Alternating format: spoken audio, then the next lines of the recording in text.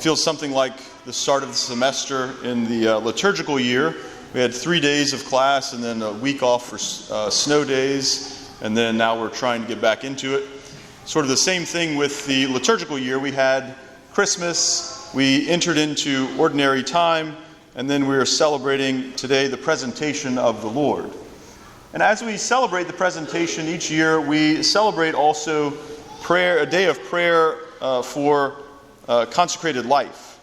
And so I want to look at the gospel in that light, looking at sort of three perspectives that we can take when approaching this consecrated life and a call to it. The first perspective is that of Simeon. So Simeon, we hear, is a righteous and devout man, and he recognizes in the child Jesus the anointed one, the Messiah that was awaited by Israel. And he speaks of this in the presence of the child's mother and father, Mary and Joseph. And he tells Mary of her role that she is going to play and the effect that this Messiah is going to have on her. And so the first point that I want to look at is the fact that many times the first person to recognize a call to priesthood, the religious life, the consecrated life, is not the person themselves. A lot of times it's going to be someone else, and even maybe someone somewhat on the periphery of the person's life. And this was certainly the case for me. So when I was, I think I was finishing up college, or I just finished, the pastor where I was involved became a Monsignor. And so like any regular college guy, I wrote him a note to congratulate him. And again, like any other regular college guy, I took my embosser and I stamped my address on the envelope, because that's what college guys do, right? All the college guys are going to look up what an embosser is after Mass today. So generally people don't write notes back for thank you notes, but Monsignor did. And in the note he said, why are you not thinking about the priesthood? And it made me very uncomfortable, because I knew the answer. I wasn't thinking about the priesthood because I didn't want to think about the priesthood. And if he would leave me alone, that would be wonderful. But that question posed to me forced me to confront that reality that maybe the Lord was calling me to this life. That sometimes there are people who will bring this up, and we need to pay attention to it. It doesn't mean necessarily that just because someone else thinks you ought to be a priest or religious, you should be. But it does mean that you should ponder that, right? That you should investigate that call. The second perspective that I want to look at is that of Mary and Joseph. In hearing this, that their son would be the cause of the rise and fall of many and the glory of his people, they didn't understand it completely. Right? They were pretty confused about what was going on. Mary obviously knew, Joseph obviously knew about this child. They had received visions from angels, but they didn't understand what it meant completely. They didn't know how it would come each step of the way. But they didn't let this stop them from being generous. They didn't let this stop them from doing what they were called to do. Today we're celebrating the presentation. They bring him to the temple. They present him to the Lord. But they continue to offer this child to God throughout their lives. Right? In the finding of the temple, they go to Jerusalem to celebrate the feast. And Jesus stays behind. They go, they find him in the temple. He says, "Didn't you know I should be in my Father's house?"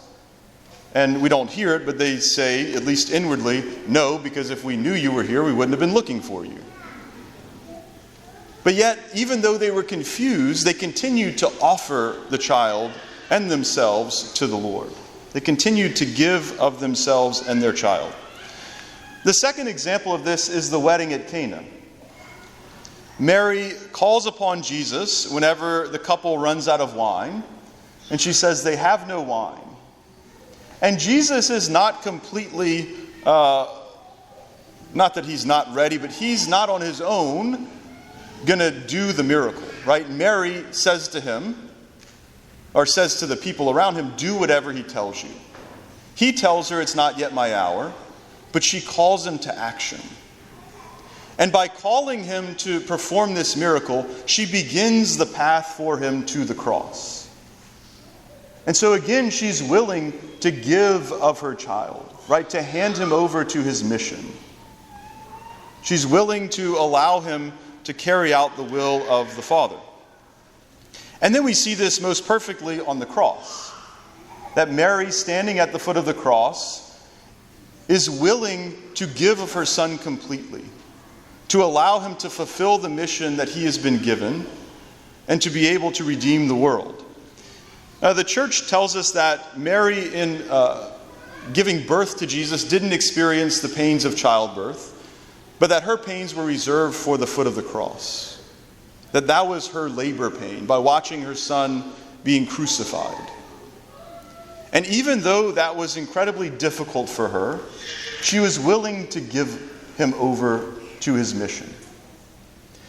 And this is an important thing for parents who might have a child that is discerning a call to the priesthood or religious life. That a lot of times the call is going to be confusing for the parent, right? Especially if your child is like me and you say, well, why in the world would he want you? And then the kid says, I asked the same question. But being willing to allow your child to discern that call properly, and if they do feel they're called, to go to the seminary, to go to the convent, to enter into formation, to be a consecrated virgin. And this was certainly the case with my own parents. So my mom, you moms will get this. My mom knew. Right? She could see for several months, maybe even a couple of years, that I was struggling with something, that I wasn't quite happy. And so when I told her that I was thinking about going to the seminary, she kind of knew. And like a good mother, she just simply said, Patrick, I want you to be happy. Whatever you think will make you happy, that's what I want you to do. And so even though she didn't understand fully what this call meant, she didn't understand what this life would look like, she wanted me to be happy, and she was willing to allow me to do what I thought would make me happy. My dad was a little bit different, because boys and girls are different, but he didn't understand it all. He was very confused.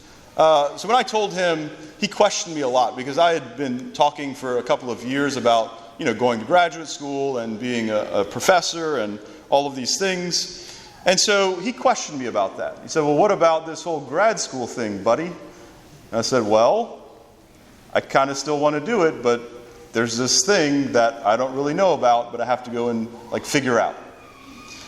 And so he questioned me, and once I answered the questions as best I could, even though he didn't understand, he supported me.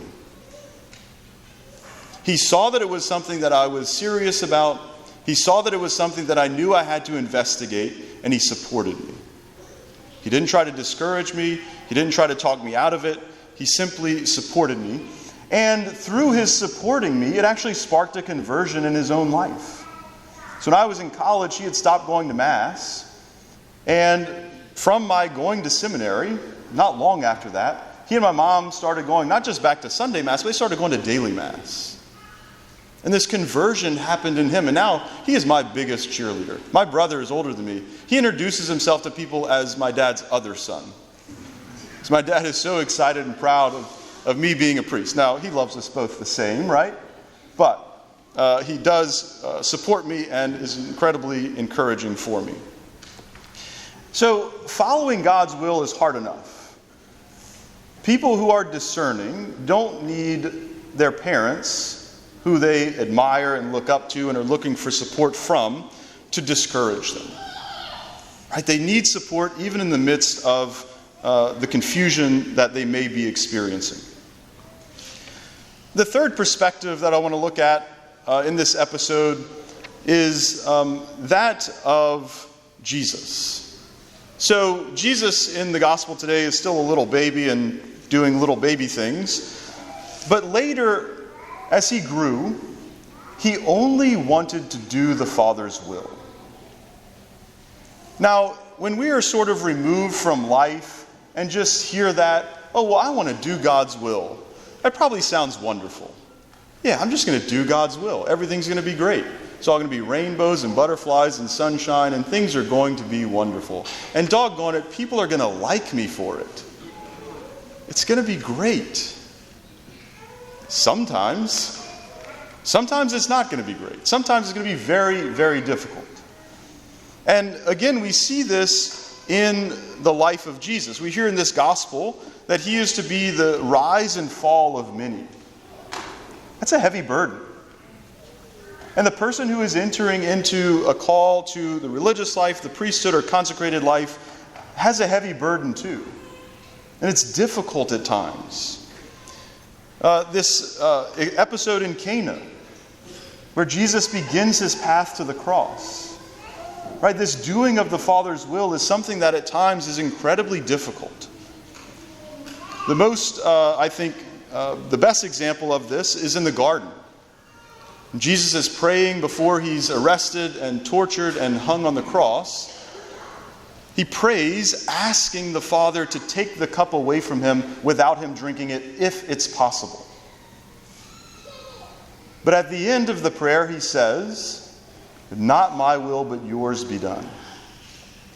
So the person who is experiencing or questioning this call to the priesthood, the religious life, the consecrated life, is not like just a machine that has to say, oh, yeah, well, that's God's calling me. That's what God's calling me to do. I'm going to go do it and not think twice about it. A lot of times it's difficult. A lot of times there's questions. A lot of times we're like Jesus in the garden saying, Lord, I want to do your will because I know that's what I should do. But if your will's not this, that would be great. But whatever your will is, that's what I want to do. And I trust that you are going to give me the grace that I need to be able to do your will no matter what. And so as we celebrate this Feast of the Presentation, as we pray for those who are in consecrated life and a renewal in the consecrated life, we keep those three perspectives in mind, no matter where we fall in that list. Whether we are the ones on the periphery, maybe a friend or a mentor, a family friend of someone who is discerning this call, if we see that in them, that we would very gently just suggest that maybe they should think about this call. Whether you are a parent who has a child who is thinking about this, that you would be willing to encourage them, right? That you would question in your own heart the confusion and what's going on and ask the Lord to bring clarity to that. Or if you yourself are discerning a call to the priesthood, the religious life, the consecrated life, that you would draw close to Jesus, right? That you would imitate him in the garden. That you wouldn't just resign yourself to sort of sucking up the difficulty, but that you would let that be made known to him. That you would express your confusion and your frustration and your fears to him and ask him to comfort you in that. And if we do that, right, we enter into the Christian life in a deeper level. We become co-workers with Jesus in his work of being the rise and fall of many. And we give glory not only to his people Israel, we give glory to the whole earth, we give glory to God himself.